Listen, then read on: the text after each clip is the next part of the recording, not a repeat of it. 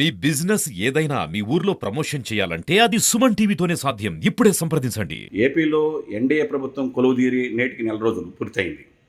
Pension పెంపు, ఉచిత ఇసుక, డిఎస్సి హామీలు అమలు చేస్తోంది. ఫ్రీ బస్సు, తల్లికి వందనం, మహిళలకు నెలకు 1500 లాంటి కీలక హామీలన్నీ నెరవేర్చాల్సి ఉంది. రాజధాని అమరావతి, పోలవరం ప్రాజెక్టులు ముందు కదులుతున్నాయి. పలు చోట్ల ఆడపిల్లలపై అకృత్యాలు కలవరపెడుతున్నాయి. మరి 4 రోజుల చంద్రబాబు పాలనపై 10కి మీరిచ్చే మార్కులు ఎన్నో? కామెంట్ చేయండి ప్లీజ్. ఇప్పుడు మీరు చెప్పిన అంశాలన్నింటినీ పరిగణలోకి తీసుకుంటే ఇమ్మీడియట్గా మార్కులు ఇవ్వడం అనేది కరెక్ట్ కాదు. ఎందుకంటే 4 రోజుల పాలనలో ఎలాంటి మార్కులు అనేది కరెక్ట్ కాదు. ఎందుకంటే ఇప్పుడు అమలుపరచాల్సిన విషయాలు చాలా ఉన్నాయి. పైగా వాటి మీద శ్రద్ధ కంటే కూడా ఇప్పుడు చంద్రబాబు గారు చీఫ్ మినిస్టర్ అయిన దగ్గర నుండి గత గవర్నమెంట్ చేసిన లోపాలు, గత గవర్నమెంట్లో ఉన్న ఫెయిల్యూర్స్, గత గవర్నమెంట్లో ఉన్న ఒపీనియన్స్, వాటి మీదనే దృష్టి ఎక్కువ పెట్టారు తప్ప ఇప్పుడు ఆయన ఏదైతే మేనిఫెస్టోలు ఇచ్చాడో ఆ పథకాల మీద తక్కువ దృష్టి పెట్టారు. ఆ పథకాల అమలుకి ఏమేం చేయాలి, ఎలా చేయాలి, దాని ఫండ్స్ ఎలా సేకరించుకోవాలి, దాని మీద ఏదైనా ప్రాబ్లమ్స్ అంటే అమలు జరపడంలో ఎదురయ్యే సమస్యలను కూడా ఆయన డిస్కస్ చేయాల్సింది. అటువంటి వాటికంటే కూడా జగన్ గారి మీద కామెంట్లు చేయటం, జగన్ గారినే పిచ్చోడు అంటాం, తర్వాత ఇవన్నీ దానివల్ల ఏంటంటే ఆయనకి వ్యక్తిగతంగా కొన్ని మార్కులు తగ్గిపోతాయి. యాక్చువల్గా అది ప్రజలు మ్యాండేట్ ఇచ్చేశారు ఆల్రెడీ. జగన్ గారు దానికి ఆయన ఏదైతే ప్రజలు మ్యాండేట్ ఇస్తే ఆయన అమలు పరచలేకపోయాడో దాని మీద మళ్ళీ ప్రజలు తిరిగి మ్యాండేట్ ఇచ్చి మిమ్మల్ని చీఫ్ మినిస్టర్గా మళ్ళీ గెలిపించి, మీ ఎమ్మెల్యే గెలిపించి మిమ్మల్ని చీఫ్ మినిస్టర్ చేయడానికి వాళ్ళు దోహదపడ్డారు. సో ప్రజల ఆకాంక్షలు వేరు, ఆశలు వేరు. ఆకాంక్షలు, ఆశలు నెరవేర్చాల్సిన టైంలో మీరు వాటి మీద శ్రద్ధ పెట్టాల్సింది పోయి గత గవర్నమెంట్ ఏం చేసింది, ఆయన ఏం లోపాలు చేశాడు, ఇది చెప్పుకోవడానికి ఎక్కువ టైం సరిపోతుంది. శ్వేతపత్రాలు రిలీజ్ చేస్తున్నారు. శ్వేతపత్రాలు రిలీజ్ చేసేటప్పుడు 2014-19 మీరు గవర్నమెంట్ ఫామ్ చేశారు. అప్పుడు వెళ్ళేటప్పుడు మీరేమేమి ఇచ్చారు, తర్వాత చంద్రబాబు మీ టైం అయిపోయిన తర్వాత జగన్ గారు వచ్చారు. జగన్ గారి తర్వాత చివరిలో ఆయన మీకేమి ఇచ్చాడు మళ్ళా అనేది మొత్తం కూడా ఒక ప్రజలందరికీ తెలియజేస్తే ఇంకా చాలా ఫెయిర్గా ఉంటుంది అనేది నా అభిప్రాయం. చంద్రబాబు నాయుడు పాలనలో ఒక రకంగా పర్లేదు, చేస్తాడని నమ్మకం ఉంది. ఎన్ని మార్కులు వేయగలవు మామూలుగా? మార్కులు ఇప్పుడు ఏమేస్తామండి 4 రోజుల్లో? అంటే 10 మార్కులు అనుకో, మామూలుగా 10 మార్కులు సగం కూడా ఇప్పుడు వేయలేము. ఏంటంటే మామూలుగా 4 రోజుల్లో మనం సగం ఎత్తేస్తాం.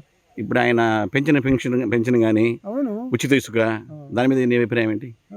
ఇస్తాడు పింఛను కానీ, లేకపోతే జీతాలు కానీ, ఒక పోలవరం కానీ, పోతే రాజధాని కానీ, అవి 4 మొత్తం పక్కాగా అయితేయండి. పథకాలు కొద్దిగా పూర్తిగా చేయలేరు, కూడా చేయలేకుండా చేద్దామని చూస్తారు కానీ ఆడి నుంచి రావాలి. ఉచిత బస్సు అంటున్నాడు. ఉచిత బస్సు ఆడవాళ్ళకి అంటే దాన్ని మరి ఎట్లా చేస్తారో ఎవరికి తెలియదు. అర్థం కాలేదు. ఏదో కరెంట్ ఎలక్ట్రిసిటీ తీసుకురావాలని అన్నారంట అని మాకు కూడా పూర్తిగా తెలియదు. ఎలక్ట్రికల్ బస్సు వస్తే కొంత కవర్ చేసుకోవచ్చు. పాలన చేసే వాళ్ళలో ఎవరు బాగా చేస్తున్నారు? ఆయన చేసినోడు జగన్, లేకపోతే ఈయన బాగా చేస్తాడా? సరే, జగన్ ఇప్పుడు ఒకటండి, ఇవాళ పరిస్థితులు ఎట్టుండే, జగన్ తప్పెట్లు కొట్టేవాళ్ళు కొంతమంది ఉండరు ఇప్పుడు కూడా. అంటే మీ అభిప్రాయం? అభిప్రాయం 100కి 75% ఈయన మేలు, 25% ఆయన అనుకోవాలి అంతే.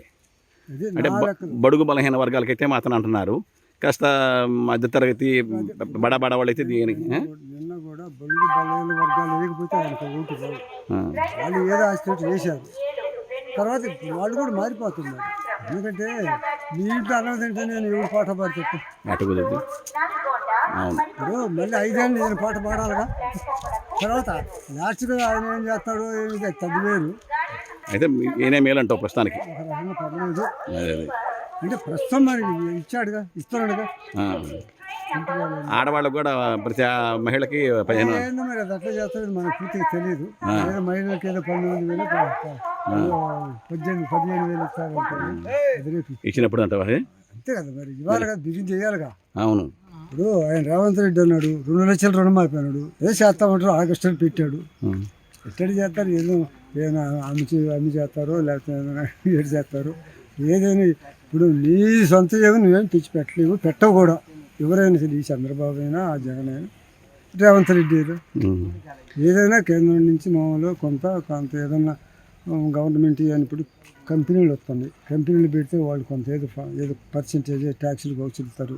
అటు కొంత కవర్ చేసి చేస్తాడని నమ్మకం ఉంది జనానికి. సత్తెనపల్లి నియోజకవర్గంలో గౌరవ శాసనసభ్యులు కన్నా లక్ష్మణ్ గారి ఆధ్వర్యంలో గౌరవ ముఖ్యమంత్రి నారా చంద్రబాబు నాయుడు గారు పరిపాలనలోకి వచ్చి నెల రోజులైన సందర్భంగా నెల రోజుల పరిపాలన మీద సుమన్ టీవీ వారు అభిప్రాయం తెలియజేయమని చెప్పి అడిగారు. 10 మార్కులు అనుకుందాము. ఆ 10 మార్కులు మీరు ఎన్ని మార్కులు ఇవ్వగలరు? గౌరవ ముఖ్యమంత్రి నారా చంద్రబాబు నాయుడు గారు అధికార పగ్గాలు చేపట్టిన మరుక్షణం నుంచే పాలనాన్ని పరుగులు పెట్టిస్తూ ఉన్నారు. దానిలో వినూత్నమైన విధానం, ప్రజలకి కరువు కాటకాలు ఉండి ఇబ్బందులు ఉండి కార్మికులంతా ఇబ్బందులు పడుతున్నాయి. ఈ రోజుల్లో ఇల్లు నిర్మాణం చేసుకోకుండా పేదలంతా ఇబ్బంది పడుతున్న సందర్భంలో వాడి బాధలు తీర్చడం కోసం ఉచిత ఇసుకని ప్రవేశపెట్టి ఈ రోజున అందరికీ కూడా సౌకర్యం కల్పించడం జరిగింది. అదేవిధంగా ప్రజలందరూ భయభ్రాంతులయ్యి గత ప్రభుత్వానికి వ్యతిరేకంగా ఓటేసిన విధానం, టైటిల్ డీడ్ని రద్దు చేయటము, టైటిల్ యాక్ట్ అనే దాన్ని రద్దు చేయటము ఒకటి ముఖ్యంగా జరిగింది. ఇంకా ఈ ప్రభుత్వం ఇచ్చిన ఎన్డీఏ కూటమి ప్రభుత్వం ఇచ్చిన హామీలన్నిటి కూడా సూపర్ 6 పథకాలను కూడాను భవిష్యత్తులో మిగిలిన అన్నిటిని కూడా ఈ ప్రభుత్వం నిరాఘాటంగా కొనసాగిస్తుంది.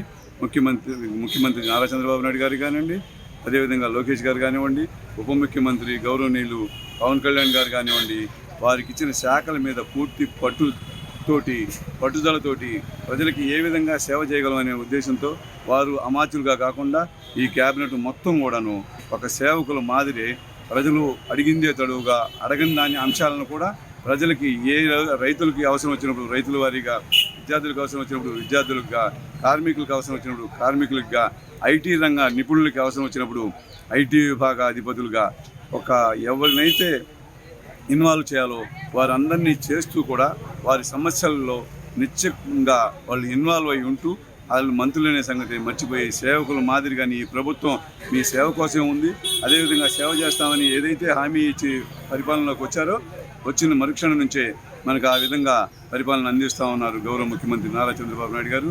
ఈ సుమన్ టీవీ వారు అడిగిన విధంగా అవుట్ ఆఫ్ 10కి ఎన్ని మార్కులు ఇవ్వచ్చానంటే ముఖ్యమంత్రిగా కాదు, ఆయన ఒక సేవకుడిగా ఈ రాష్ట్రానికి పరిపాలన చేస్తాడు భవిష్యత్తులో కూడాను. ఇంకా ఇచ్చిన పథకాలన్నిటి కూడా హామీ చేస్తారు కాబట్టి 10కి 10 ఇవాళ ముఖ్యమంత్రిగా ఇవ్వగలిగిన ఘనాపాటి గౌరవ ముఖ్యమంత్రి నారా చంద్రబాబు నాయుడు గారు.